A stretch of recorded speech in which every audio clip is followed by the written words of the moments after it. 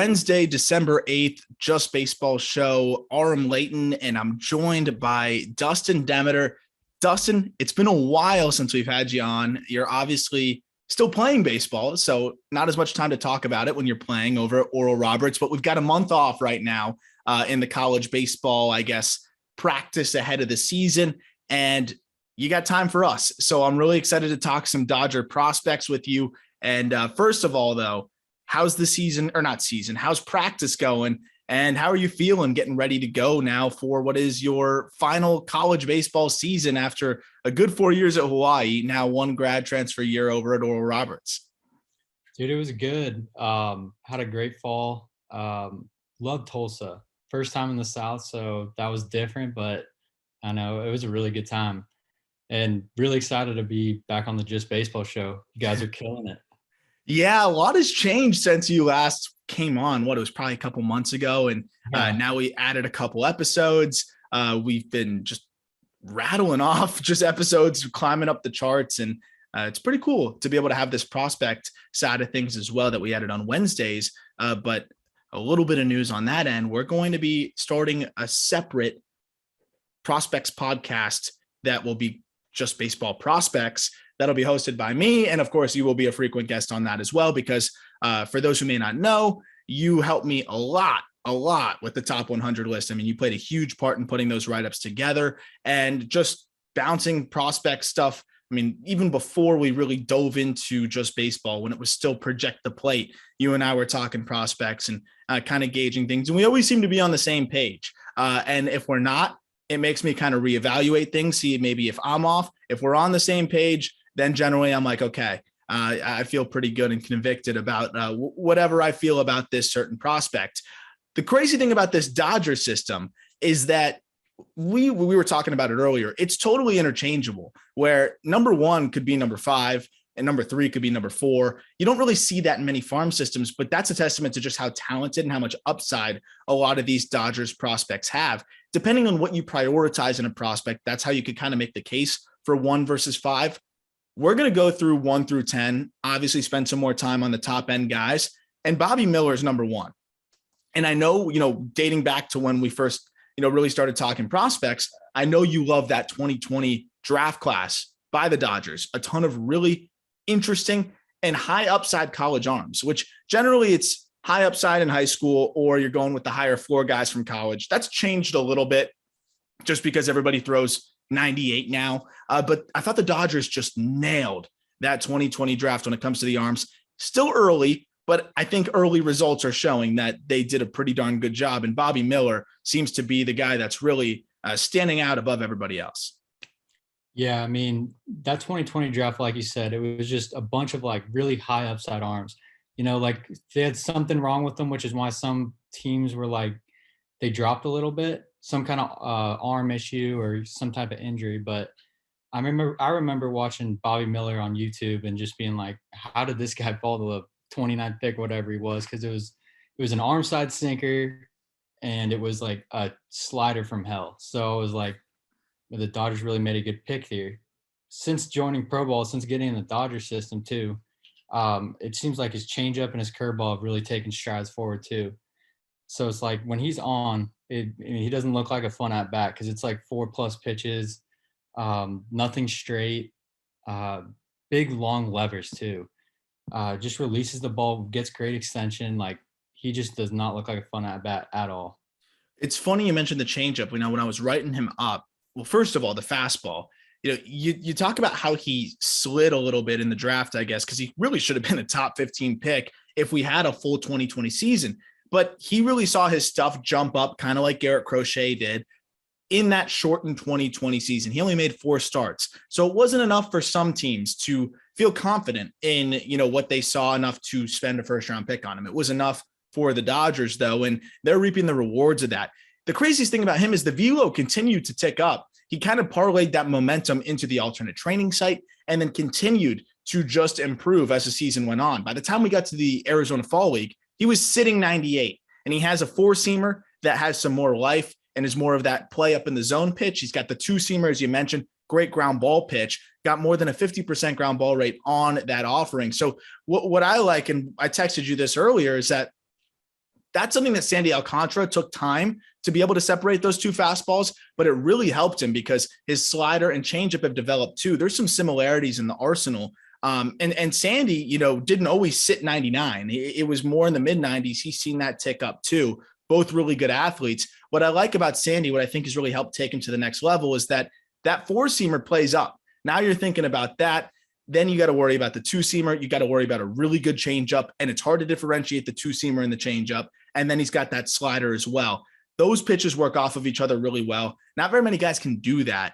And the other thing that I really like, and I'm curious from your perspective, because this is where it's really helpful when it comes to the prospect analysis, because I've been removed from it. I haven't faced the quality of guys now, like at a high-end college level that you've faced from your time at Hawaii and now over at Oral Roberts. But when you have a guy that's confident enough to throw a slider to a lefty, you're a left-handed hitter. I mean, that is pretty tough to think about too, right? Because you're worried about a changeup, which is generally what left-handed hitters are going to see more. But what really amazed me is that Bobby Miller is not afraid to try and back leg left-handed hitters with the slider because it's so sharp. Can you kind of just explain to listeners how difficult that is to hit and how rare it is to really see that many pitchers this early in their development have confidence? Because if you miss over the middle, that's a pitch that you're loving to see, a hanging slider over the middle. But if executed properly, it's impossible to hit. Right. So like against somebody like Bobby Miller, like you said, having two fastballs is really tough because if you just got the sinker, changeup, and slider, you're just trying to see the ball up. But then that kind of changes when you're striking sliders at the back foot because you're going to see spin and shut it down, right? You're looking for something elevated and over the part of the plate. So you're going to see that spin, you're going to shut it down. And then, like I said, you're trying to see it up. So if he goes up with a four seam, you're done because you're going to go on that pitch. So having the two fastballs, like you said, like Sandy, I mean, it can be just completely change the way your at bat goes. So, I mean, if he can continue to improve both of those pitches, really get the command of it like Sandy, and you're looking at a really good pitcher. And what really amazes me too is, you know, you look at, like I said, I'm going to relate it to another Marlin, but Sixto Sanchez. He does not get the swings and misses that you would expect. And it's exactly for what you said. Yeah, everyone's like, oh, it's 100 with movement. Why is he not getting crazy strikeout rates? Because he's 100 with movement and it's arm side run. And then his best offering's a changeup. And then he has an okay slider that really was hit or miss. So everything that like you said, if you didn't see it up, you shut it down. And that's why he was not getting the strikeouts that you would expect. He did still pitch well because it's still 101, but guys are, you know, grounding out or not. You're not getting the big K numbers that you would expect. Miller is already setting himself up for success. And I'm sure the Dodgers have a big part in that. We see how they help develop their arms. But when we look at the numbers, something I've noticed too, and this is, I mean, you are a Dodgers fan. So anecdotally, they kind of baby their pitchers a little bit, right? Through the beginning. I always see these guys that have 20 starts and they've thrown like 70 innings. And Miller's not too different. 11 starts, 47 innings in high A, and then 3 starts, 9 innings in double A. That's like a common thing with the Dodgers, right?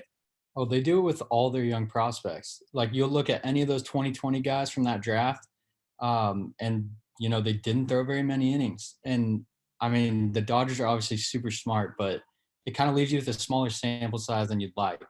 So it's kind of hard to evaluate them based on their stats when they're only throwing like 50 innings a year by default. Like that's what the Dodgers are trying to get out of them. So it's just kind of interesting. Well, that's why I was surprised to see him sent to the Arizona Fall League because he did hit that 50 innings mark. But, you know, part of that was that I think he really was starting to feel the changeup and they wanted to continue that going because I was watching video from the Fall League and you're so right. That changeup looked ridiculous. It was really separating well too. He was keeping that more in the upper 80s at times during the season. It was too firm and it was more in the low 90s and you didn't have that separation. But when you have a fastball upper 90s, you have a slider mid 80s, you have a changeup upper 80s, and he also will mix in a curveball every once in a while in the low 80s. Now you've got like almost 4 distinct speeds to think about.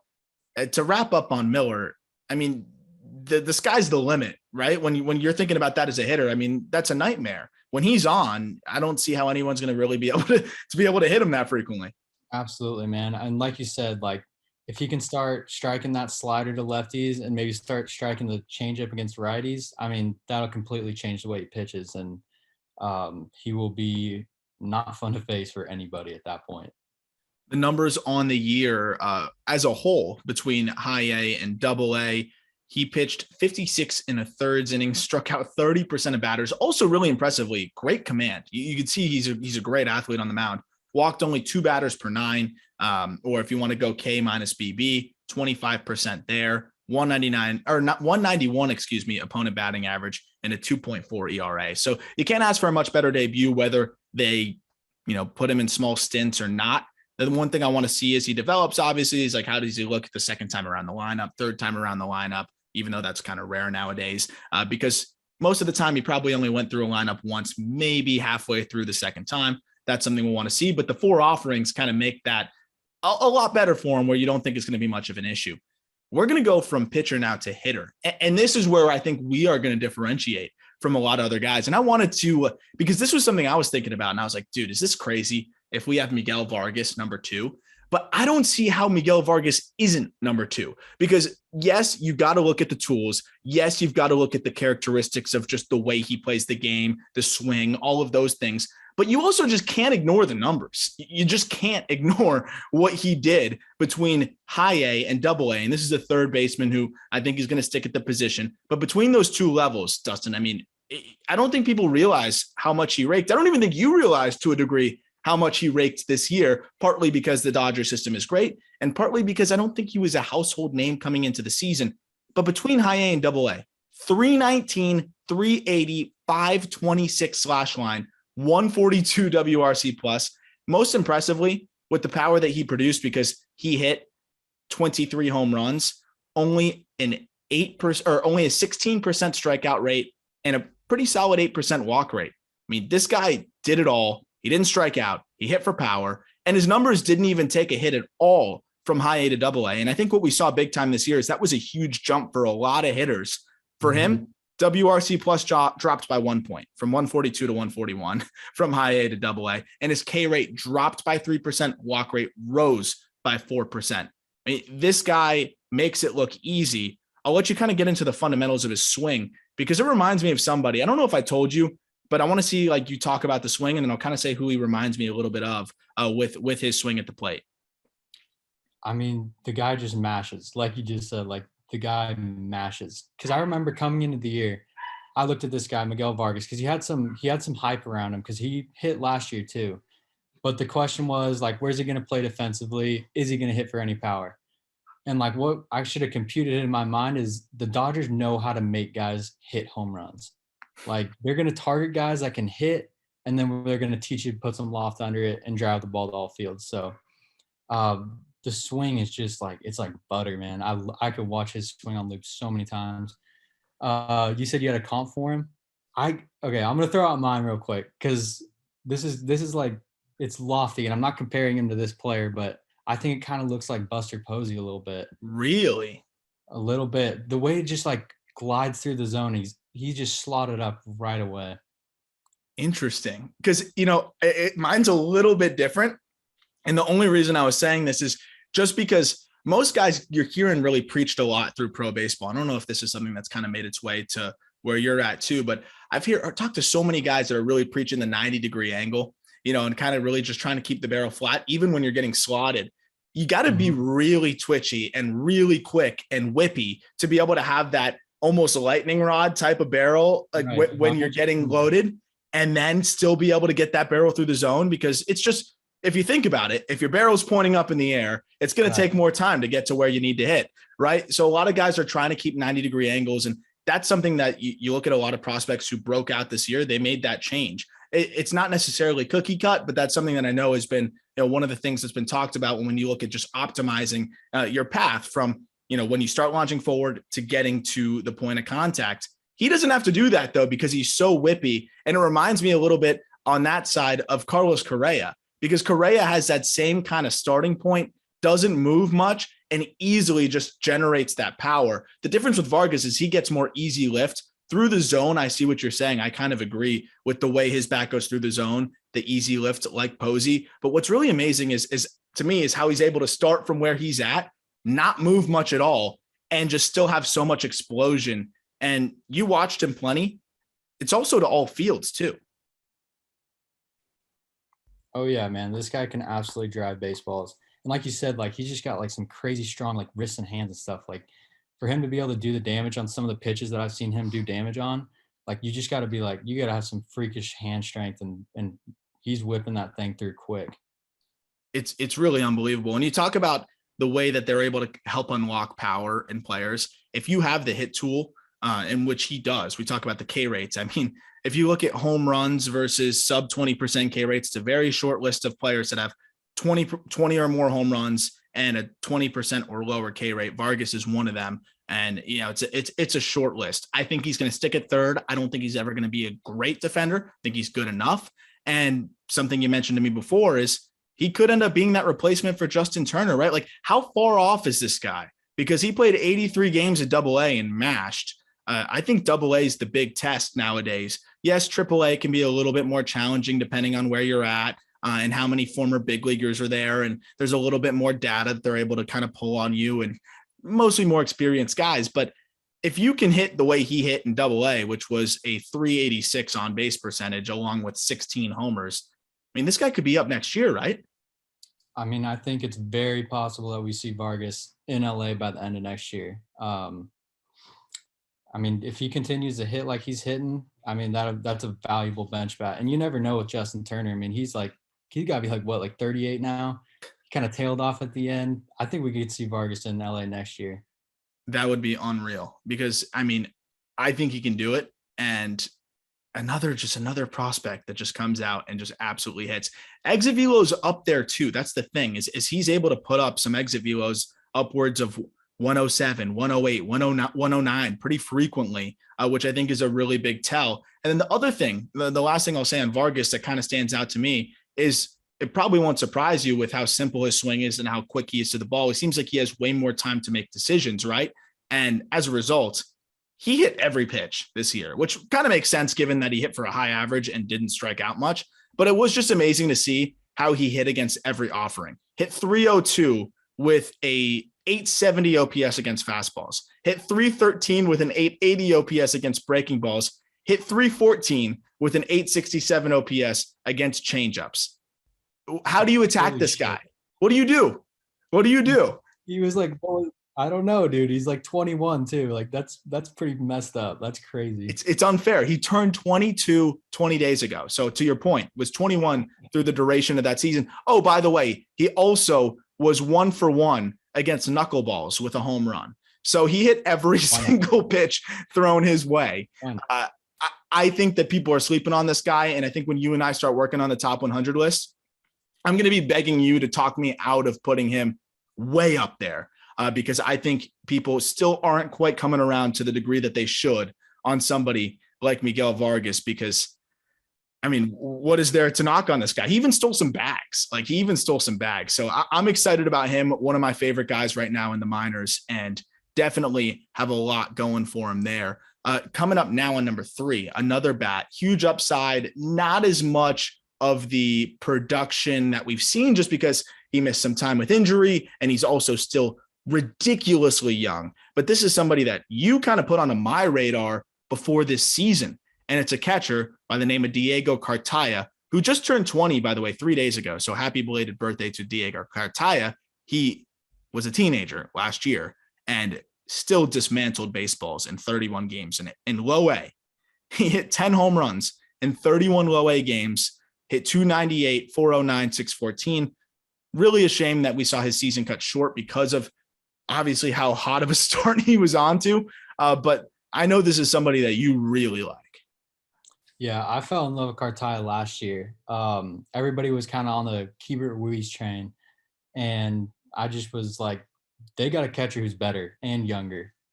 Because when I watched Kartaya, I was just blown away by like how slow the game was for him. He just held himself like at a different standard, and he's a plus defender behind the plate. He's got a cannon. He's got dumb pop. The only thing was that you pointed out to me was like he's got a crazy pull rate. So, I mean, I believe in this guy making adjustments at the next level. I think he's going to learn to hit the ball the other way. I think he's going to learn to pick his spots. But all in all, just like a really good prospect, in my opinion. Yeah. So as a hitter, you're somebody that I think, is really comfortable going to all fields, but you're also not somebody that's trying to hit 35 home runs in a given season. How concerned are you, just knowing what I know you think you can make the adjustment, but what does that kind of say about him right now? Is it just that he's looking at a certain location, that he's cheating a little bit? I mean, I was looking at some of his takes on breaking balls. It seemed like, the front side was kind of going already. How is he still able to hit the way he hit, though, with a 60% pull rate? Like that's something that, yes, small sample size, 30 games, but still enough to kind of see that that's a habit that he has right now.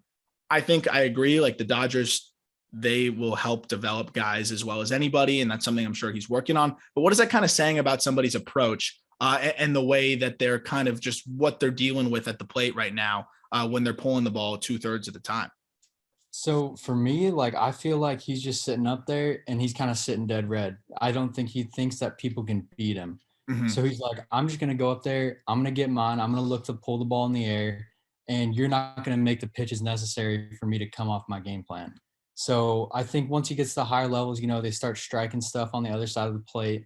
He'll have to change his approach. But for right now, where he was at this year, he was perfectly fine just sitting dead red and doing damage. So I think it's a maturity adjustment that I'll have to make, but I think he's going to make it.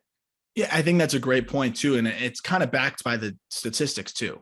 Hit 340 against fastballs, hit just 182 against sliders, and he saw him a good deal.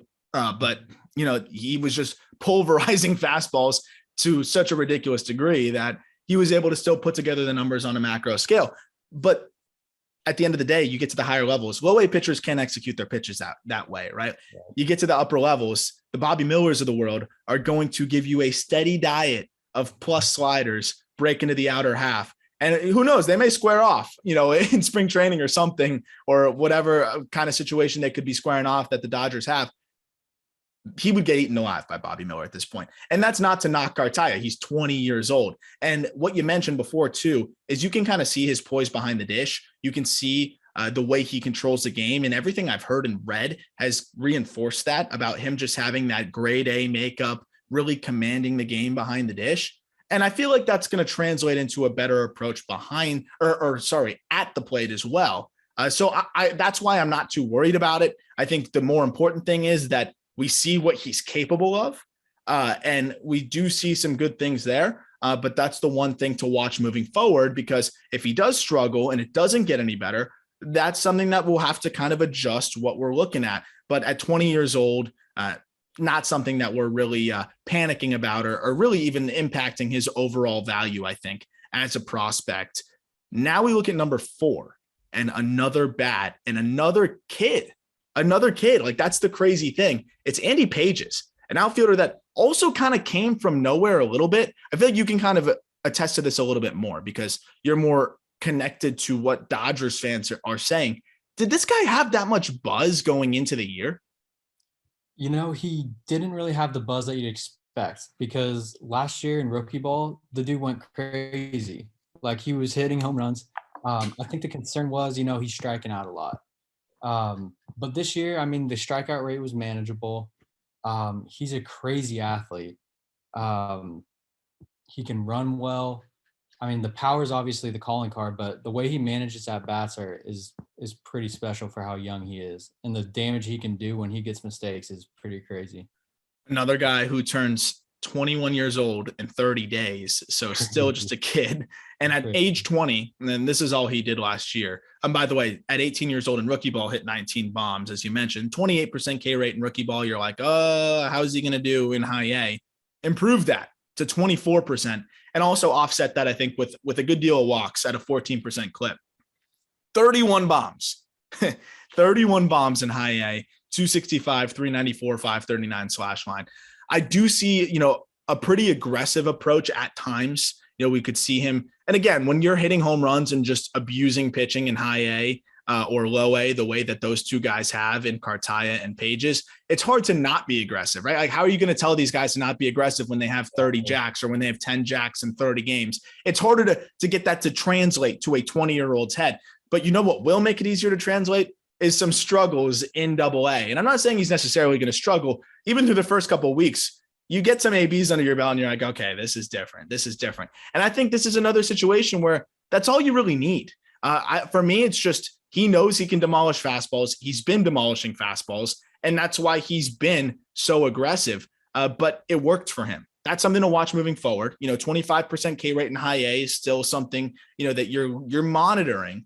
But overall, still was pretty good against the slider. Curveballs gave him a bit more of a fit, and I think that's interesting too. Is how is a guy effective against a slider but not a curveball as much as a hitter? Is that swing plane? Is that pitch rec? What do you think? Or is that kind of a case-by-case thing? I think it's kind of a case-by-case thing. I'm sure you can identify it. There might be like a little gap in the way, he's impacting the curveball because it's coming down. But, it could be a variety of different things. Like, I wouldn't be too worried about it. Like, I wouldn't personally be. And another guy, though, with a pretty big leg kick, a little bit of movement, but I'm not worried about it because, again, he's just so twitchy, so quick, and just absurdly explosive, utilizes his whole body. You talk about the athlete in him. You can really see it at the plate because of that leg kick, but then the rotational explosion, the bat speed, there's just so much there. He really uses the lower half. He uses every ounce of his body. And it doesn't really seem to be max effort at the same time. And that's why I'm a big fan of this kid. Probably going to end up in a corner, right? I mean, he's a big dude. I don't know if he's going to maintain that kind of speed. What's your thoughts on that? I mean, right now he's presently an above average runner, but it's a challenge when you're 20 and already kind of this big. You've been this built to stick in center, right? Yeah, I mean, I think he's going to fill out too much. He's not like a burst runner, like a lot of center fielders, you need burst speed. Like, you need to be able to get to that top speed quick. He's not that guy. It takes him a little while to get going. I think he's got an absolute hose. So I think the right field profile fits him to a T. Well, that's where he played a majority of his games last year, 82 starts in right field. He did make 27 starts in center field. So, if you're in a pinch, even just having someone that's capable of playing center, I think is great too. I think he could be a plus defender in the corner. But even just having someone, Aaron Judge at times has to get thrown into center, and just having someone that can be competent out there in a pinch is valuable. And I think when you look at the glove, you got to put an above average future value on his glove. And I think you put that into the equation as well. You're getting value defensively. You're getting massive offensive production. I mean, this is a guy that could be a 7-8 WAR player if he puts it all together on his best seasons. And that's crazy to say for a guy that's fourth in their farm system. Like, this is the thing we're talking about. Anybody that says that the Dodgers aren't a top 5 system to me, I think is crazy. I looked at MLB Pipeline's rankings, and I don't try to I don't want to bash any other opinions. I think it's at the end of the day, it's opinions, but I'm looking at this system. I'm like, in what world are they not top 5? Like, even top 10, like they're not even top 10 for you. They were, I think 16, right. One spot ahead of the Padres. That just blows my mind. To me, this is a top 5 system. And I think we're going to continue to prove that as we go through these guys. But what do you think the ceiling is to wrap up on Andy Pages? I think it's kind of like a lower tier. He kind of reminds me like a lower tier Aaron Judge, like the typical right field profile, big body, big power, big arm. Obviously, Pages doesn't have the crazy like 80 grade raw power that Judge has, but it's kind of that profile, like in a smaller scale, in my opinion. So, I mean, I like Pages. I think if he gets his strikeouts in order when he continues to go up through the system, I think he's going to be really intriguing at that point. The power and speed and athleticism is pretty special. And it's funny, it's like, oh, he doesn't have 80 raw power, but he's 65, 70 raw power future value, Yeah. So it's still off the charts, and somebody I'm really excited to see moving forward and well inside of the top 100 list.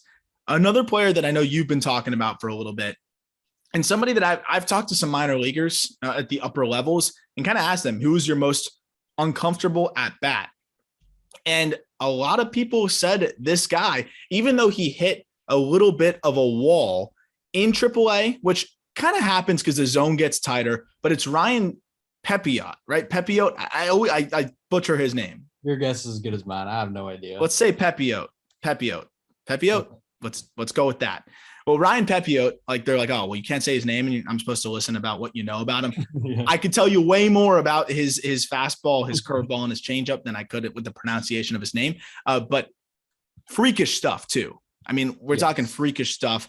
I got to talk to some really good hitters in the minors that said there were ABs where you felt like you had no chance. That's the kind of stuff that he has. Carved up AA. I mean, I'm talking 2.8 ERA, 12.2 Ks per 9, and just was attacking hitters. Then hit AAA, and in 41 innings, he struggled. I mean, a 7 ERA, a 7 FIP, struggled to keep the ball in the yard, which I think it was a little bit of bad luck. 23% home run to fly ball rate, just like no way that a quarter of the fly balls are going to fly out of the yard for him moving forward. But we'll talk about some of the struggles he had in AAA. But first, more of the good. You just wrote him up for this top 10. What really stood out to you about what he has going on with his stuff? I think he has a really good opportunity to be like really good at tunneling, because his feel for his arm side fastball is pretty significant. Like he can command it to his arm side really well. And then he's got that Bugs Bunny changeup that just stops, and it's like 88. And then he's got a pretty good slider that he can use to his glove side. So, I mean, the stuff is ridiculous because the fastball will get up to like 98. So he's working in the mid 90s. He's a big body too. And like, it looks like kind of lowish effort to me. Like it's going to get on you a little bit. I saw some of the data you sent me about the fastball, and it's got some good arm side run. It's got a little bit of zip to it. It's going to play up in the zone. But definitely for Pepiot, the changeup is the bread and butter because that thing is crazy. It rocks like really high spin rates. Hitters look really, really stupid when they swing. There was some bad swing. There was some really bad swing. I was seeing some big leaguers take bad swings up that guy. Like it's a crazy changeup. So that's going to be the bread and butter of his arsenal. I think he's going to take another step forward once he learns to really command it, because it's more like, to me, like a swing and miss offering right now. So once he can kind of throw that in the zone to lefties and righties, kind of get a pitch to get him back into counts. And right now it's just a bunch of strikeout stuff. Once he kind of refines the command of those secondaries, I think he has a chance to be really, really special. I think he could be really good. I had a lot of the same takeaways, and the changeup, man, like I haven't seen those kind of hitter reactions in a while on pitches like that. I mean, and you and I always talk about this. Yes, the movement profile, the pure stuff, that's important, but you also have to look at the hitter reactions, because that was something that I always loved when I was talking Trevor Rogers, and I was telling you like Trevor Rogers rookie of the year. You look at the stuff, the movement profile, it's not that insane. Yes, he throws hard. Yes, it's a tough arm slot. That's the thing, is some guys have their stuff that just plays off itself so well. And sometimes you just got to watch the hitters. And I saw guys against Trevor Rogers take some of the most embarrassing swings I've seen in spring training. I'm watching and I'm thinking about it. Like, if I'm a hitter, what am I looking for here? He's got a fastball that is a slingshot that kind of comes out of nowhere, gets in on you really quick. And then he has a changeup that looks exactly the same, similar to the Bugs Bunny type of thing, like you're saying, where it just stops. So you're thinking about the fastball, and then he throws you that changeup as a righty, miserable. Then he has the slider he mixes in as well that looks like it's coming at your front hip as a lefty, and that's why he's just dominant against lefties and righties. That's something that I'm looking at for Ryan Pepiot, and I'm like, the movement profile is already off the charts, but once he learns how to utilize his stuff a little bit more and also command the fastball, that's what stood out to me the most, was when I was looking at, okay, what went wrong? Why did he give up so many homers? Almost all of them came on the fastball. I'd say like 80%, I believe, of the home runs he gave up came on the fastball. And most of the time it was just target was here, missed over the middle, missed up. And as you mentioned earlier, most of these guys are probably shutting down the changeup if you could pick it up. If you can't pick it up, you make the stupid swing. But anything that was starting, I think, knee high and below, they were shutting that down. So when you had the fastball up, I would guess that several hitters and a lot of the home runs he gave up, they were trying to cheat for the fastball up. And when he missed over the middle, that's when they end up leaving the yard. And I think that was where smarter hitters in AAA, tighter zone, you got exposed a little bit more with not being able to hit those spots. He still, doesn't have as many innings in his minor league career as you'd think because, of course, no 2020 season. So people look at the age and they're like, oh, he's 24 years old. Yes, but he has not thrown much, partly because of the Dodgers mold and partly because of the no 2020 season. He hasn't even hit 200 innings in his minor league career. So you got to kind of ignore the age here, focus on the fact that he really hasn't gotten that many opportunities to just harness his stuff. But is this somebody that you think could figure it out next year? And what would his role be with the Dodgers? Is he a bullpen guy? Could they use him in the rotation at times? Like, this is already a loaded team.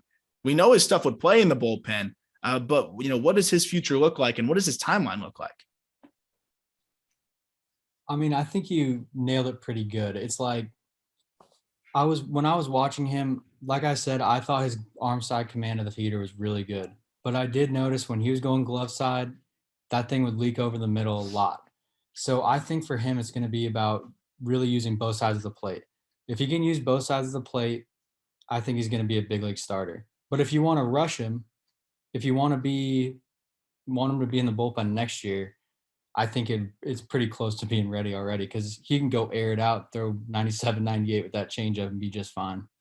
And the difference is, though, like, yes, they could do that if they wanted to, but this isn't Brute Stark Gratterall, right? Like, this is a guy whose stuff really separates and works off of itself really well, where Gratterall kind of has the problem we were talking about before, where it's kind of hard and harder, and he doesn't command it that well. And he found a way to make it work in the bullpen, but I think, that's a difference here. Is I think this is a much higher ceiling here with this guy, right? Yeah, I think that his athleticism and the poise on the mound, I just think that there's big things in his future. I'm a big Pepio fan for sure. So the next guy up is somebody that, I think is higher floor, but also, still is very interesting with plenty of upside. Just turned 24 years old. It's Michael Busch, who is bat first for sure. Bat first, no doubt about it, but had a great year in Double-A. It must have been miserable for pitchers to face these minor league affiliates for the Dodgers, because Michael Busch in Double-A, 107 games at that level, 267, 386, 484 slash line, 20 bombs, drove in 67, and just all around just had a steady year. Just he's going to swing and miss a little bit. He's going to walk a ton. And he seems to just, even when he's not hitting great, he gets on base, he gives you value. And it's really reminiscent to a guy that's at the big league level right now for the Dodgers in Max Muncy. Busch, below average second baseman, could move to first, could play below average second base if you want. There's some similarities there. I think Muncy's better defensively, but I see a lot there between those two guys. He was drafted in 2019, so we haven't seen too much of him because of the no 2020 season. But to really just kind of make that jump to Double-A, really good year from him. Yeah, he made it seamlessly. The walks were still high. The homers were high. He has surprising bat-to-ball skills for a player that you kind of envision for him. He's got the ability. He's got pull-side juice. He's good at left ball in the air. And like you said, it's kind of that Max Muncy profile to a T, like left-hand stick, like about 6 feet tall. Kind of like below averages defense, but the bat's going to play. So my only concern when he was drafted was that if the power was going to translate, and obviously it has. And I think, what do you think, Aram? You think Busch is going to be ready next year? Like, I think he can be. There's a level of me that's a little concerned of like, okay, what's the swing and miss going to look like?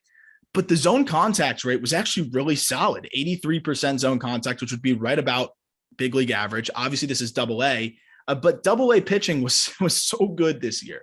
And I put a lot of stock into that. He made a lot of contact. I think sometimes he just was almost too passive at the plate. I'm watching ABs where he knows he can walk. He knows he can get deep into counts and still be okay. That's what you're talking about, like surprisingly good bat to ball skills. but you get into a 2-strike count, no matter how good your bat to ball skills are, it just takes one good pitch, right? Or you get into a 1-strike count, you foul one off, and then one bad call. I mean, it's still AA umpires. So I think that is part of it. And I would say that would go into the favor of me saying, yeah, I think he could actually be ready next year. Again, though, do the Dodgers need him? Obviously, injuries happen. We saw the Dodgers get decimated. So having somebody like him, I think makes sense. He's going to start the year in AAA, I would assume. And I think he's going to hit really well there, because I can't emphasize enough how much tighter the zone gets there, from catchers I've talked to pitchers I've talked to. Like, that's someone that I think really benefits from that. He has an above average, better than average chase rate, meaning that he chases about 5% less than what you see from AA. The zone contact's high. So that's why I feel like the strikeout rate's more of him just being too passive. I wonder if they almost want him to be more aggressive, but you also don't want to undermine what is a really big part of his game, which is getting on base a ton. And also, to me, take some pressure off of, the production side. What are you thinking here as a hitter? What would you be telling him? Because you want to see him kind of be a little bit more aggressive, but also I like that he gets on base so much. Yeah, it almost seems like he's like really keyholing a spot, like early in counts. Like you said, he's comfortable getting into deep counts. So he's just going to be sitting there waiting for one till at least 1 strike, and probably even 2.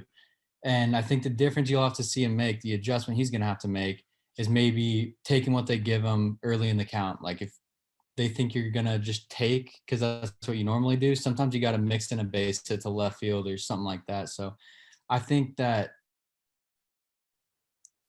I like his profile going forward. I'll say that I do. Yeah. So what do you think, though? When I'm looking at some of these other prospects, I like Bush a lot, but this is probably the guy, if I'm making a trade, he's probably one of the guys I'm moving, right? Like, is he somebody that you think could be a trade piece? Like, I don't want to trade any of the guys we just mentioned at all. Bush I like, but that's probably somebody that you could be okay trading. And there's going to be a lot of teams that want that bat. I feel like it's because he's not going to be a superstar. Like, with the guys we just mentioned, like, there's a chance that those guys turn out to be like 5+ WAR players at the end of when they fully develop. So I just feel like Bush has probably the lowest ceiling. He's also got a really high floor, though. So, and I know the Dodgers covet that quite a bit. So, but I think you're right, Aram. I think if they make a trade, Bush could go.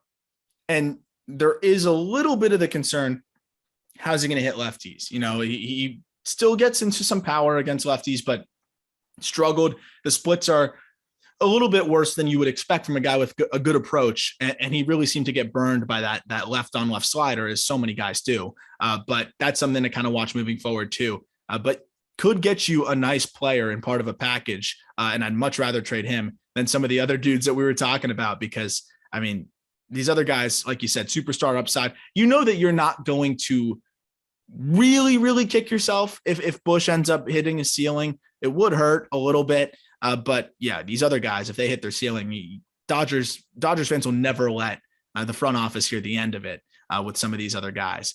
Going back to the pitching side of things, and these dudes, again, kind of interchangeable between Landon, Knack, and Clayton Beater. We'll start with Landon Knack because he comes in at 7. And really, for me, I love the stuff equally from both dudes. As lame as this sounds, what it really came down to for me was just, I was like, these guys are neck and neck. I'm just going to put it down to just who had the better year.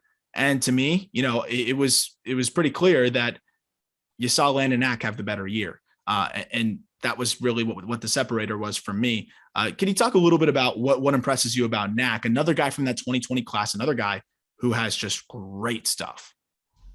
Yeah, I think with Knack, his big thing is his command, specifically of his fastball. He can put that thing wherever he wants it. The walk rates were like stupid low this year. He kind of just cruised, and he's got a curveball, slider, and a changeup. But I think for Knack, like, the big thing for him is his command of his 4 pitches, and I think that's ultimately what's going to separate him. Is like, I don't know if there's one absolutely devastating pitch, but I think he's got a pretty good shot of being a pretty solid starting pitcher. So that's the thing too, right? We're kind of in that same situation where a lot of these guys, I think Miller is a good balance of stuff and command that just makes him the elite prospect that he is. But then you look at the Pepiots and those guys of the world, it's definitely stuff first. Knack kind of more just command. I love the stuff though. I think it plays up. I think it's going to develop more than I think people give it credit for. And also really good feel for the changeup already, which I think is really important too. And the fastball though, like that's a pitch that doesn't quite have the life that I would expect. And I don't know if that was something you saw when you were watching him, but I know it got knocked around a little bit. And that was something I want to always watch these guys pitch before I even look at the numbers, because I don't want to have that like confirmation bias. Yeah. And so I'm watching him pitch and I'm like, that changeup is ridiculous. I even like the slider. I thought the slider was a pretty darn good pitch because of the way he's able to command it. Probably more if you're just looking at the sheer pitch, probably just above average, but I think it plays up to plus because of how well he commands it, especially to the glove side. But the fastball, at times it just didn't seem like it had that kind of life to it. I don't know if that was something that you noticed. Yeah, that was something I noticed too. I mean, he does command it well, but I mean, he's not going to burn it by you.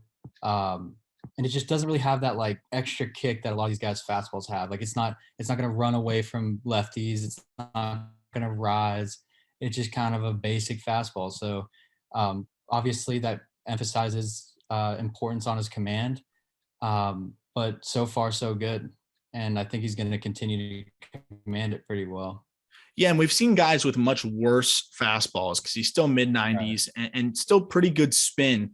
We've seen guys with much worse fastballs and fantastic changeups and a good breaking ball have great success in the big league. So still a lot going for him. And again, one of those good balance. You got to have guys like that in your system to balance things out. You got to have some higher floor guys too. And to me, has the floor of a back end of the rotation guy and the upside of a really solid swing and miss number 3, in my opinion. It reminds me a little bit of Pablo Lopez with maybe a little bit more upside because the fastball has a bit better of a profile, but Lopez has started to run it up to 95, 96 when he's healthy. And I see some similarities between those two guys as the fastball changeup combination and a good enough breaking ball as well, which I think you're taking that, right?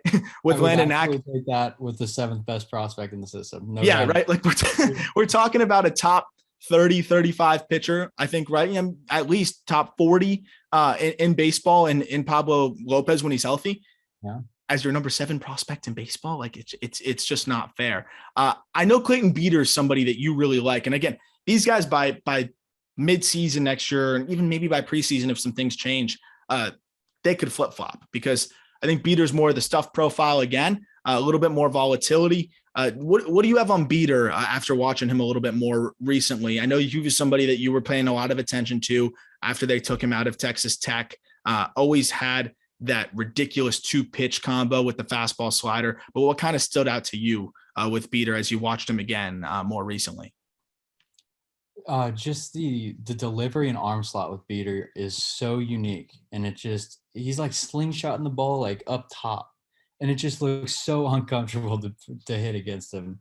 The metrics on the fastball are fantastic. So it's got a lot of ride. He's more like 93, 95. With Beater, though, it's just going to come down to the command of it. He doesn't command anything especially well. The slider at its best looks like Blake Treinen's slider. And I'm not exaggerating. That's what it looks like. It's like 88 and it is a banger. The 12-6 curveball, another at least plus pitch. I mean, it has amazing shape, 80 to 83. And even his changeup is disgusting. And it's also low 80s. So with Beater, it's going to come down to how well he can command it. You're looking at more than likely a bullpen profile with a small chance to start. But he could be a dominant bullpen piece. That's what I think they're probably going to be looking at him from now on. So you're thinking bullpen most, and that's part of the reason, that bullpen risk was why we kind of lean Knack, right? Just because when we're making prospect rankings, at the end of the day, it's about the WAR is kind of what we're separating it from, right? It's still, even if you're a really good back end guy, generally speaking, a really solid middle of the rotation starter is going to give you a lot more in the WAR department. And that's why we have to factor that in.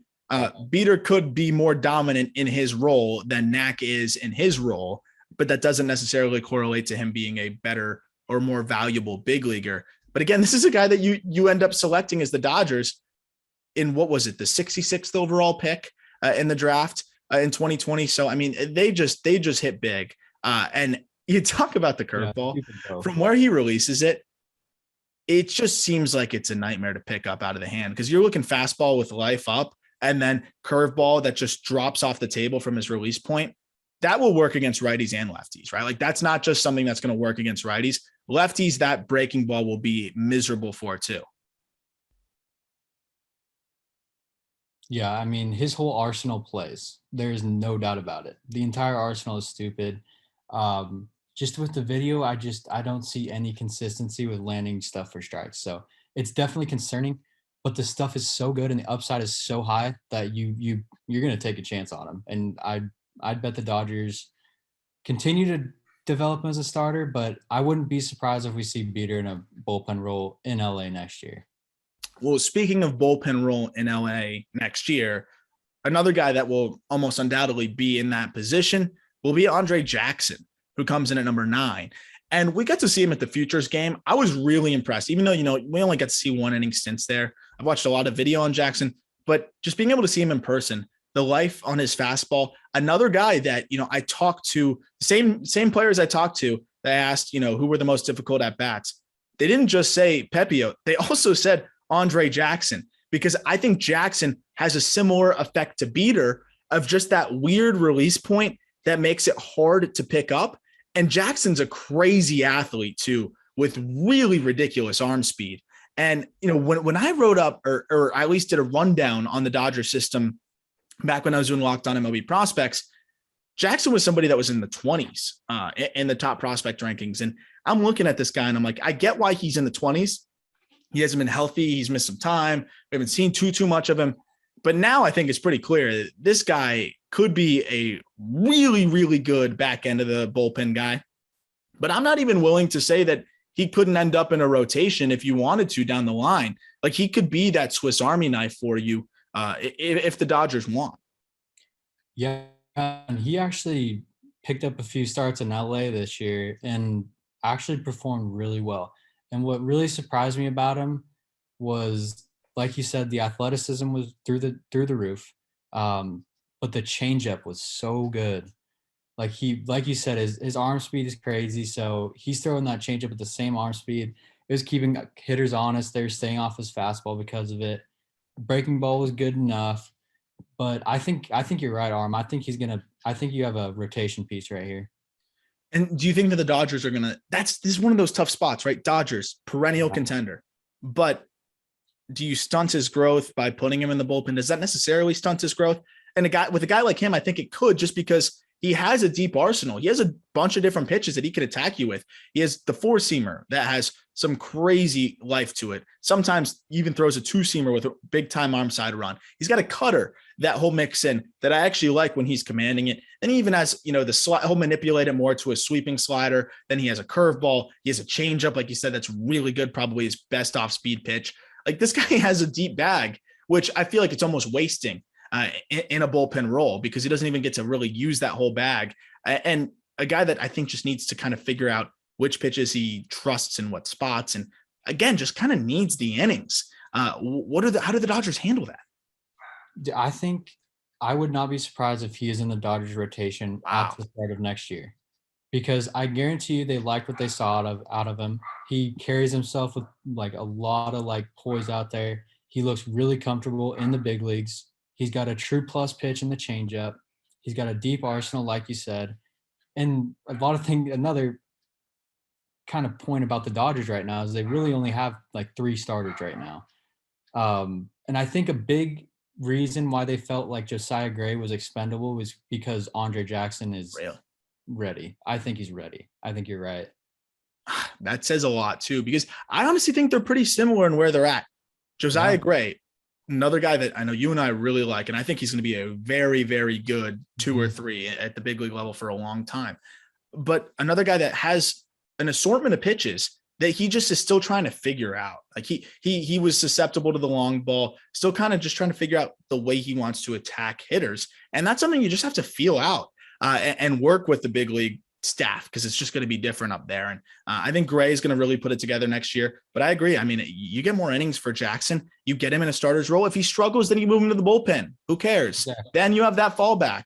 And you know what? He will be good there. I can almost promise, because he's going to go higher effort. He's going to be closer to the upper 90s, and that stuff's just going to play up another tick. But I think that's the perfect situation. And, again, when that's your worst case scenario, is that your number 9 prospect isn't a solid middle of the rotation to back end guy, and he ends up being a really good back end reliever. Like boohoo. I really don't feel bad for you or Dodgers fans. But going into the last guy here, because you and I, admittedly, and I like the one thing I'll always say, and then you and I will always say this, especially as we do some more episodes on the Just Baseball Prospects pod once that finally launches in a couple of weeks. I'm never going to bullshit. Like, I'm never going to tell you something about a prospect and pretend I know when I don't. And Luis Rodriguez, like, you and I, there's just no way we could know that much on that guy. I'm putting him at 10 because we got to see limited video, and you can see why he got $2.5 million. You can see why he is so highly regarded by the Dodgers camp. But it honestly was hard for me to even put him there because I just haven't seen enough. And like, I have to see enough to be able to put him there. But I feel like it's just, where you look where he's at to get that kind of money in international free agency. He's supposedly advanced. I see some good things in his swing. How much have you really have you seen much of Luis Rodriguez at all?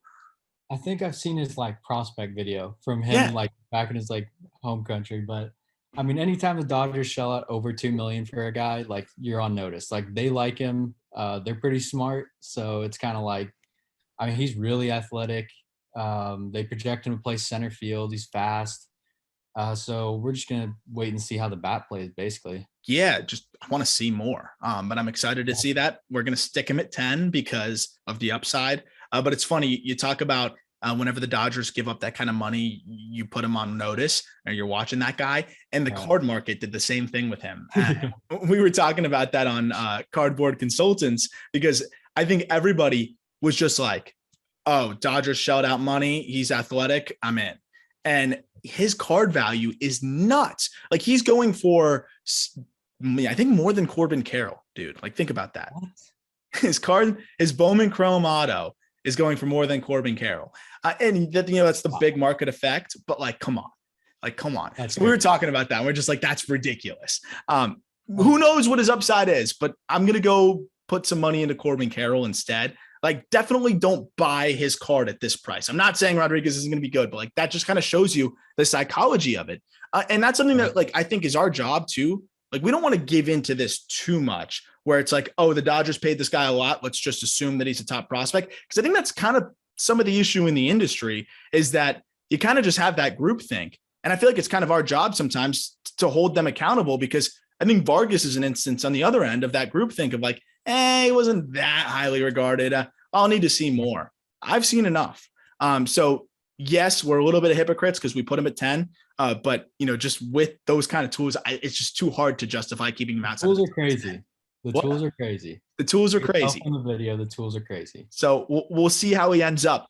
As we wrap up, any other names in the system that you're really looking forward to? Now, Vogel was a little bit of a disappointment this year. Yeah. Still a high school guy who's tools first, freak speed as an outfielder, just overmatched, just blatantly overmatched. And we'll see how he bounces back next year. But anybody else that you're kind of looking at? Cody Hosey, another name that, it was a bad year for him. Really bad. That was one guy that both of us were like, high floor, like, should be all right. I'm not willing to give up on Hosey. I mean, we look at what like Josh Young did and how he took what was a pretty mediocre season. It wasn't bad to the degree of Hosey, and Young's definitely a better prospect even at his worst. But you look at that kind of profile, and Young kind of figured it out and just had a ridiculous year this year. If Hosey can even have a lighter version of that, I mean, you could have a really solid, high floor bat. I mean, the approach is good. I was really surprised at his struggles this year. I wasn't expecting that at all. Yeah, me neither was I. I was really high on Hosey out of the draft, and especially after he made that. He was in the Dodgers alternate site and just stayed barreling balls, is what I was told. I know he's dealing with some injuries this year. I'm hoping that's the reason why he wasn't good, but he struck out a lot, which is concerning to me. So another guy would be Maddox Bruns, Dodgers first rounder from this past draft. Big lefty, big time stuff. Up to like 96, slider curveball, crazy spin rates. Doesn't know where it's going right now. But I'm guessing the Dodgers development system will get their hands on him and try to get him to know where it's going. And I think he could be really good. That's a guy too, first round, the stuff looks good. High school guy, right? So, I mean, it's going to take some time. And I think the Dodgers are in a position where they can be patient with a guy like that. And I think that's why that's who they targeted in the draft. They were just going the most upside that they could get. And he's got as much upside as anybody if he puts it together. What was interesting on Hosey, to wrap up with him, was just he just got blown up by heaters. And that's the scary part. It's like you're getting blown up by heaters when you're a guy who doesn't really move much. Like his swing is pretty simple. I wouldn't expect that to happen. I saw plenty of him in the summer collegiate league in the NECBL where he was fantastic. He led that into that breakout year he had his junior year at Tulane. We'll see. Injuries can really impact the swing. Obviously, he had a weird situation, and some people were affected by that more. If you didn't play in 2020, then you're injured in 2021. Let's chalk it up as a lost season. But we'll see how he looks in 2021. Obviously, if the struggles continue, then we'll kind of see where he's at. But that's somebody that I'm not willing to just totally close the book on yet. And I'm definitely interested to see how he looks. There's just too much talent there, too good of an approach overall. I think he's going to figure it out, at least to a degree. And I hope he does, because he just looks like a ball player. I don't really know how else to describe it too. He just looks like a ball player up there. But we're going to have this system out by the time you're reading or listening to this. The system, that top 10 will be out. We've had a litany of top 10 write-ups already across tons of baseball systems right now. And we're going to continue to churn them out, especially now that Dustin is on break a little bit from his rigorous college and also baseball schedule. So now that we have the next month or so, it's lockout season. So it's just prospect season. So I'm excited to churn out some more episodes also on the new side of the show that we'll be launching in a couple of weeks. Keep an eye out for Just Baseball Prospects. That's going to be a lot of fun. A lot of interviews with players on that as well. And I can't wait on that side of things. Any final thoughts on this Dodger system? Do you agree with me? It's got to be top 5 in baseball, right? It's got to be top 5. There's too much talent, and it just seems like the volatility is just not extreme with a lot of these guys. I agree. I feel good about their floor and their ceiling. So I'm with you. It's top 5 system. And it feels great to be a Dodgers fan still. You're not a big social media guy because you're still playing baseball and stuff, but every once in a while you'll post a cool video, or when you're playing in season and you hit a big walk-off at Hawaii. Where can people follow you for when you hit your big walk-off again at Oral Roberts and keep up with what you got going on? Just go over at Instagram. What's the handle? It's amazing to me how many people don't know their own Instagram handle. I have no idea what my Instagram handle is. Just look up Dustin Demeter, Demeter, and you look him up on the Oral Roberts roster too. It is amazing to me. I when I do the prospect interviews, I always end with that question. And I'd say more than half the time the players are like, I'm on Twitter. Or like, I'm on Instagram. I'm like, yes, well, what's your handle? Nope, no idea. But I'm looking forward to doing more of these episodes with you, man. Of course, we had to start with your Dodgers insane system. But Corbin Carroll, who I teased earlier, we're going to be writing up the Diamondback system soon. And I know that's one of your favorite prospects in baseball. And there's a lot to like about him in that whole system too. So we'll be doing that one soon coming up as well. That'll do it for this episode. And your lifetime best friend, Peter Apple, says something at the end of every episode, and I'll let you do the honors. Man, thank you, everybody. It's thank you, everybody. It's thank you, everybody. I swear I watch every single episode. I don't know why I didn't know that. We'll let one rip. Okay. Thank you, everybody.